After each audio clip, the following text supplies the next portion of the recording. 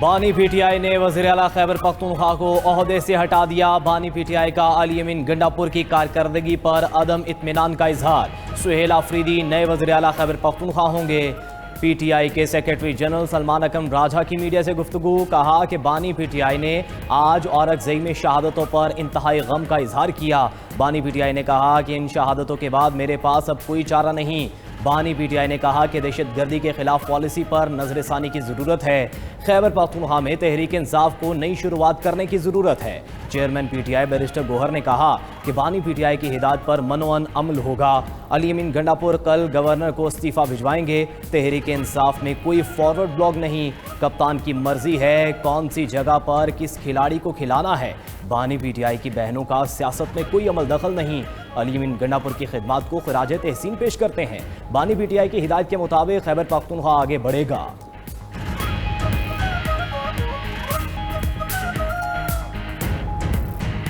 خان صاحب کی خواہش کے مطابق علی امین خان گنڈاپور صاحب کو ہدایت کی گئی ہے کہ وہ اپنا استعفیٰ دے دیں۔ خان صاحب کی ہدایات فارملی مجھے موصول ہو چکی ہے۔ میں نے ان کے ساتھ تفصیل سے بات کی ہے، حکومتی امور پہ، پارٹی کے امور پہ، خان صاحب کے ہدایات پہ۔ میں علی امین گنڈاپور صاحب کے خدمات کو خراج تحسین پیش کرتا ہوں۔ وزیر اعلیٰ خیبر پختونخوا کا عہدے سے مستعفی ہونے کا اعلان۔ علی امین گنڈاپور کا کہنا ہے کہ بانی پی ٹی آئی کے حکم پر وزارت اعلیٰ سے مستعفی ہو رہا ہوں۔ وزیر اعلیٰ کا عہدہ بانی پی ٹی آئی کی امانت تھا۔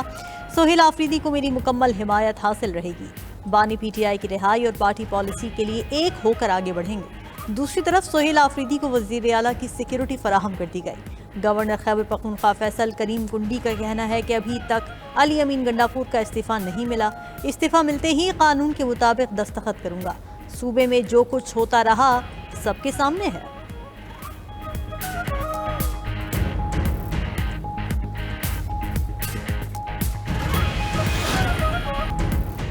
وزیر اعظم شہباز شریف سے حکومتی مذاکراتی کمیٹی کی ملاقات۔ وزیر اعظم کی آزاد کشمیر میں معاملات احسن طریقے سے حل کرنے کی پذیرائی۔ کہا کہ کشمیر میں تمام معاملات خوش اسلوبی سے حل ہوئے۔ کشمیری عوام کے تمام تحفظات کو دور کیا جائے گا۔ جوائنٹ ایکشن کمیٹی نے بھی کشمیر کی ترقی اور خوشحالی کے لیے معاملہ فہمی کا مظاہرہ کیا۔ حکومت اپنے کشمیری بھائیوں کے مسائل حل کرنے کے لیے اقدامات جاری رکھے گی۔ عوامی مفاد اور امن ہماری ترجیح ہے۔ آزاد کشمیر کے عوام کی خدمت کرتے رہیں گے۔ کشمیری عوام کی ترقی و خوشحالی کے لیے اقدامات اٹھاتے رہیں گے۔ دوسری طرف نون لیگ کا وزیر اعظم آزاد کشمیر کے ساتھ اتحاد ختم کرنے کا عندیہ۔ صدر مسلم لیگ نون آزاد کشمیر شاہ غلام قادر کا کہنا ہے کہ حکومت کی ناکامی اور نالائقیوں کا بوجھ کیوں اٹھائیں، ہمارا فوکس اگلا انتخاب ہونا چاہیے۔ بانی پی ٹی آئی لوگوں کو ٹیشو پیپر کی طرح استعمال کرتے ہیں، یہی تاریخ علی امین گنڈاپور کے ساتھ بھی دہرائی جا رہی ہے۔ وفاقی وزیر طارق فضل چودھری کی اسلام آباد میں میڈیا سے گفتگو، کہا کہ مسلم لیگ نون اور پاکستان پیپلز پارٹی کا اتحاد برقرار رہے گا۔ عدم اعتماد کی سیاسی مخالفین کی خواہش کبھی پوری نہیں ہوگی۔ اسحاق ڈار کی سربراہی میں پیپلز پارٹی سے مذاکرات کا آغاز ہوا ہے۔ باہمی اختلاف دونوں پارٹیوں کی قیادت کی سطح پر حل ہوں گے۔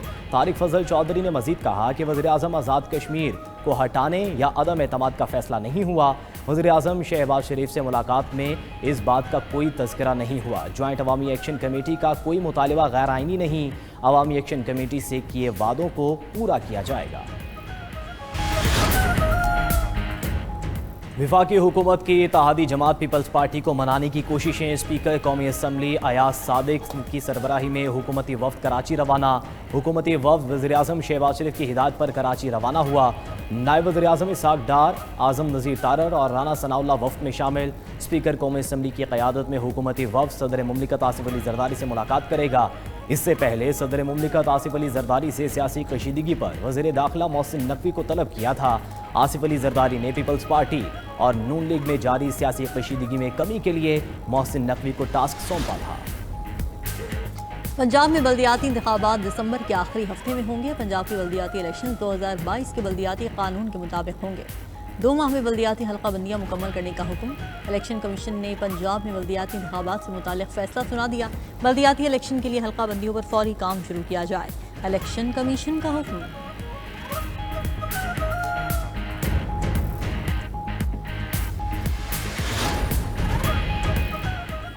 सुप्रीम कोर्ट में 26वीं आईनी तरमीम के खिलाफ दरख्वास्तों पर समाअत वकील हामिद खान ने केस में फुल कोर्ट तश्कील देने की इस्तदा कर दी।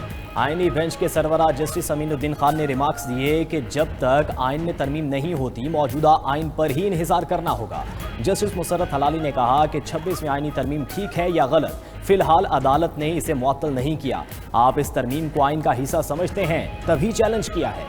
जस्टिस मोहम्मद अली मजहर ने रिमार्क्स दिए, फिलहाल मरकजी केस को नहीं सुन रहे, फुल कोर्ट की दरख्वास्त पर दलाल दें। वकील हामिद खान ने दलाल दिए कि 26वीं आईनी तरमीम से जजिस की अक्सरियत खत्म हो गई।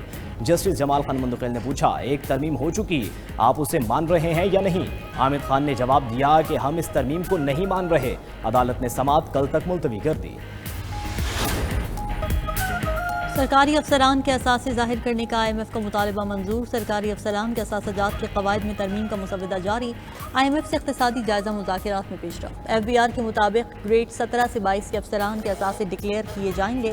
वफाकी और सूबाई हुकूमतों के अफसरान इसमें शामिल होंगे। मुतल्लिका स्टेक होल्डर से मुजव्वज़ा मुसवदे पर 7 दिन में आरा और तजावीज़ तलब। तरमीम के कवायद अब पब्लिक सर्वेंट्स पर लागू होंगे। आलमी फंड और इक़्तिसादी टीम के दरमियान करप्शन एंड डायग्नोस्टिक रिपोर्ट पर इख्तिलाफात बरकरार। हुकूमत और IMF में गाड़ियों की दरामद से मुताल्लिक़ अहम मुआहदा तय पा गया। बैगेज और गिफ्ट स्कीम खत्म। ट्रांसफ़र ऑफ रेजिडेंस स्कीम के कवायद मज़ीद सख्त होंगे। हुकूमत को 5 साल पुरानी इस्तेमाल शुदा गाड़ियों की तिजारत दरामद की इजाज़त मिल गई।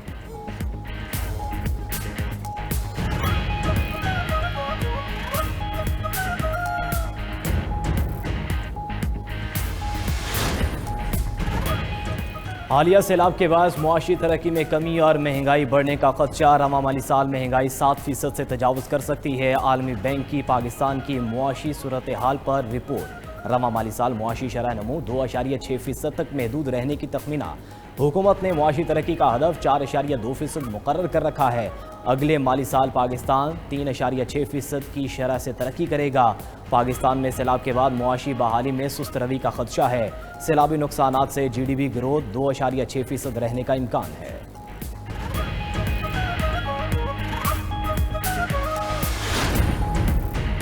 काश्तकारों से गंदम 3,500 रुपए फी मन खरीदने के लिए पंजाब हुकूमत और प्राइवेट सेक्टर में मुआहदा। वज़ीर आला पंजाब मरीम नवाज की ज़ेर सदारत गंदम से मुताल्लिक़ अहम इजलास। गंदम की काश्त के हवाले से महकमा ज़राअत की तफसीली ब्रीफिंग। आइंदा साल गंदम की खरीदारी का जामे प्लान तैयार। पंजाब में गंदम की कमी नहीं, वाफिर ज़खायर मौजूद हैं। हुक्काम की ब्रीफिंग। वज़ीर आला मरीम नवाज ने कहा कि काश्तकार हमारे भाई हैं, साथ नहीं छोड़ेंगे। पहली बार गंदम के काश्तकारों को 1000 मुफ्त ट्रैक्टर दिए गए। पंजाब में हर किस्म की खाद कंट्रोल रेट पर वाफिर मौजूद है।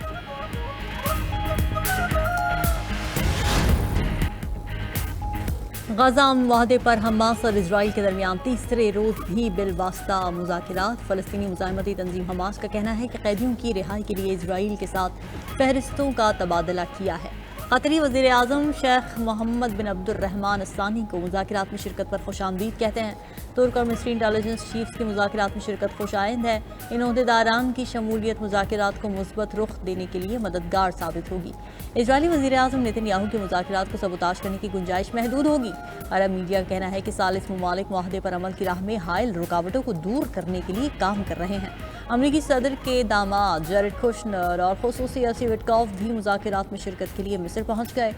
दूसरी तरफ मिस्री सदर ने ट्रंप को मुमकिना जंगबंदी पर दस्तखत की तकरीब की दावत दे दी। कहा कि अगर गाजा अमन मुआहदा तय पाया तो मैं अमरीकी सदर को मिस्र पर दस्तखत करने की दावत देता हूँ।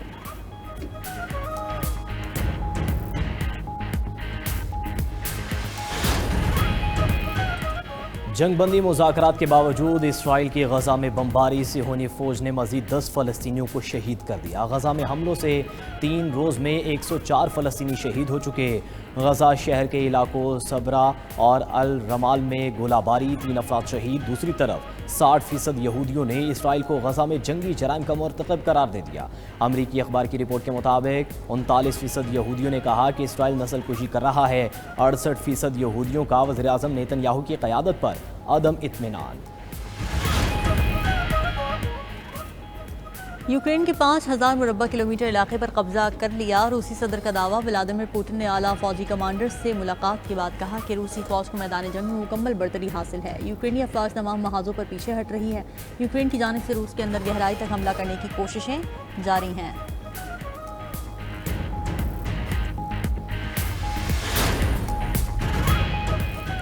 म्यांमार में बुध मत के मजहबी त्यौहार में पैराग्लाइडर के बम गिराने से 24 अफराद हलाक, 47 जख्मी हो गए। कई अफराद की हालत तशवीशनाक। मुकामी मीडिया का कहना है कि हमला उस वक्त किया गया जब बड़ी तादाद में लोग मजहबी तकरीब में शरीक थे। मुकामी ज़राए के मुताबिक हमलावर ने फिजा से बम गिराया, जिससे त्यौहार का मकाम लरज़ उठा और भगदड़ मच गई। भारतीय शहर जयपुर में सिलेंडर से भरा ट्रक हादसे में जलकर खाकिस्तान अजमेर हाईवे पर। हादसे के बाद खौफनाक धमाकों से ट्रैफिक मुअत्तल।